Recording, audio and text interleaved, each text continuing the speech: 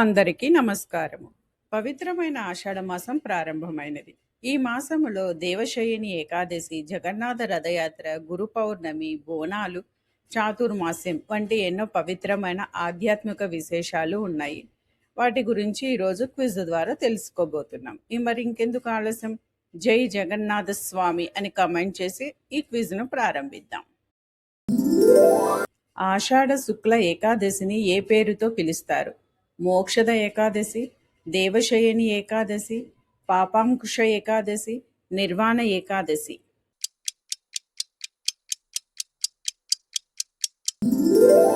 దేవశయని ఏకాదశి.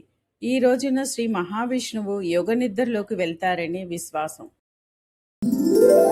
చాతుర్మాస్యం ఎప్పుడు ప్రారంభమవుతుంది?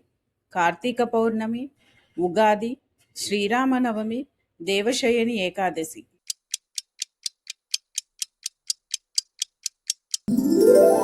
దేవశయని ఏకాదశి. చాతుర్మాస్యం దేవశయని ఏకాదశి నుండి ప్రారంభమవుతుంది.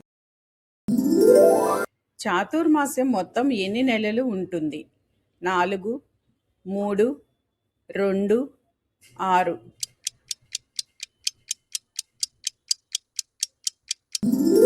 4. చాతుర్మాసం 4 పవిత్ర నెలల కాలం. ఆషాఢ మాసములో జరిగే ప్రసిద్ధ రథయాత్ర ఏ దేవునికి సంబంధించినది? అయ్యప్ప స్వామి, శివుడు, జగన్నాథుడు, సుబ్రహ్మణ్యుడు.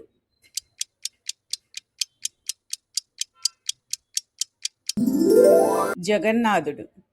పూరి జగన్నాథ రథయాత్ర ప్రపంచ ప్రసిద్ధి పొందింది. జగన్నాథ రథయాత్ర ప్రధానంగా ఏ రాష్ట్రంలో జరుగుతుంది? కేరళ, ఒడిశా, తెలంగాణ, తమిళనాడు.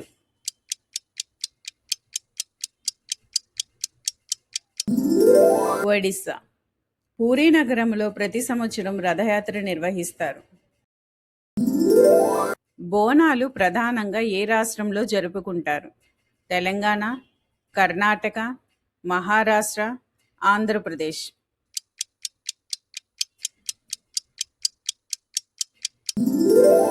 తెలంగాణ. బోనాలు తెలంగాణ రాష్ట్ర ప్రసిద్ధ పండగ. బోనాలు ప్రధానంగా ఏ దేవికి సమర్పిస్తారు? కనకదుర్గమ్మ, పోలేరమ్మ, లక్ష్మీదేవి, మహంకాళి అమ్మవారు.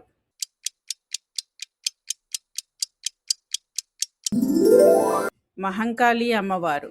మహంకాళి అమ్మవారికి బోనం సమర్పించటం ఆనవాయితీ. గురు పౌర్ణిమ ఏ మాసంలో వస్తుంది? కార్తీకం, వైశాఖం, ఆషాఢం, చైత్రం.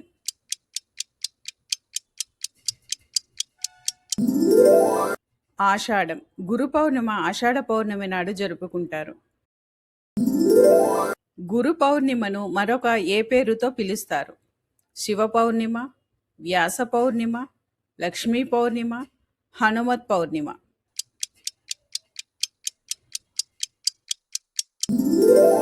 వ్యాస పౌర్ణిమ.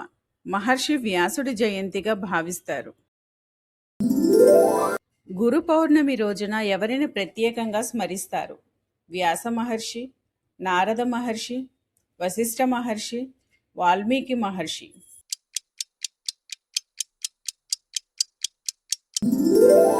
వ్యాస మహర్షి. వేదాలను విభజించిన మహర్షిగా వ్యాసుడు ప్రసిద్ధుడు.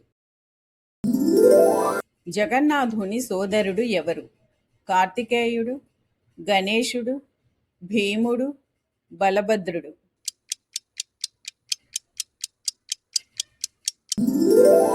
బలభద్రుడు. బలభద్రుడు జగన్నాథుని అన్నయ్యగా పూజించబడతాడు.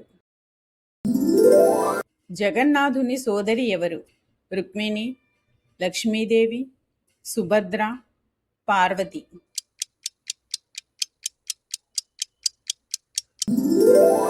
సుభద్ర. సుభద్ర. రథయాత్రలో సుభద్రాదేవికి కూడా ప్రత్యేక రథం ఉంటుంది. జగన్నాథ రథయాత్రలో మొత్తం ఎన్ని రథాలు ఉంటాయి? 3, 5, 2, 4.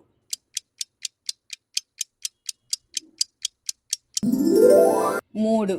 జగన్నాథుడు, బలభద్రుడు, సుభద్రకు 3 రథాలు ఉంటాయి. చాతుర్మాస సమయంలో సన్యాసులు సాధారణంగా ఏమి చేస్తారు? దేశమంతా యాత్ర చేస్తారు, ఒకే చోట ఉండి దీక్ష పాటిస్తారు, వివాహాలు నిర్వహిస్తారు, వేటకు వెళ్తారు.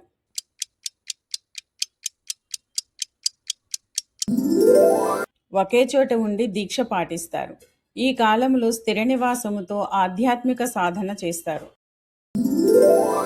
ఆషాఢ మాసములో విష్ణు భక్తులు ప్రత్యేకంగా ఏ వ్రతాన్ని ఆచరిస్తారు? కేదార వ్రతం, నాగవ్రతం, వినాయక వ్రతం, ఏకాదశి వ్రతం.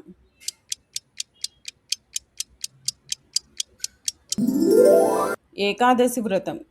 దేవశయని ఏకాదశి అత్యంత పవిత్రమైన వ్రతాలలో ఒకటి.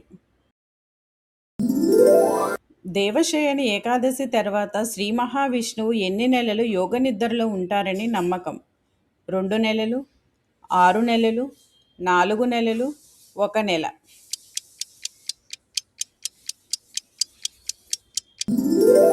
4 నెలలు. చాతుర్మాస్యం పూర్తయ్యే వరకు యోగ నిద్రలో ఉంటారని విశ్వాసం. చాతుర్మాస్యం ముగిసే ఏకాదశి ఏది? దేవుత్థాన ఏకాదశి, విజయ ఏకాదశి, సఫల ఏకాదశి, నిర్జల ఏకాదశి.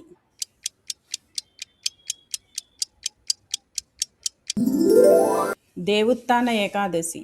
ఈ రోజున మహావిష్ణువు యోగ నిద్ర నుండి మేల్కుంటారని నమ్మకం. బోనం అనే పదానికి సాధారణ అర్థం ఏమిటి?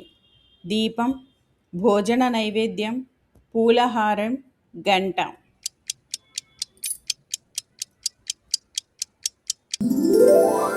భోజన నైవేద్యం. అమ్మవారికి సమర్పించే అన్న నైవేద్యాన్ని బోనం అంటారు. ఆషాఢ మాసములో గురువులను గౌరవించే పండగ ఏది? రథసప్తమి, వినాయక చవితి, నాగుల చవితి, గురు పౌర్ణిమ.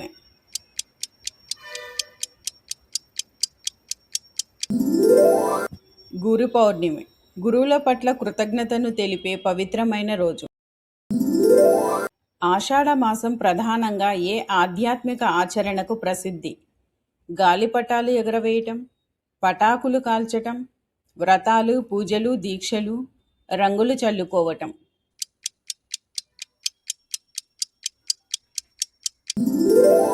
వ్రతాలు, పూజలు, దీక్షలు. ఆషాఢ మాసం భక్తి నియమాలు, పూజలు, దీక్షలకు ప్రసిద్ధి.